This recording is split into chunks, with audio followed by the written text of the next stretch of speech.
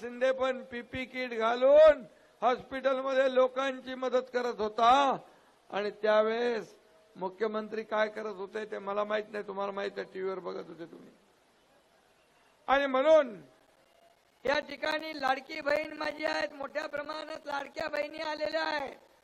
आता जिकडे जातो तिकडे लाडक्या बहिणींची संख्या माझ्या जास्ती असते, लाडक्या भावांची असते.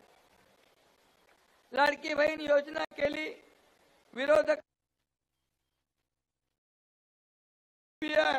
ही बंद नाही, पैसे मिळणार नाही. जसे आम्ही 2 खात्यामध्ये 2 हप्ते भरले, लगे विरोधक म्हणाले पैसे लवकर लवकर काढून घ्या, नाही तर सरकार काढून घेईल.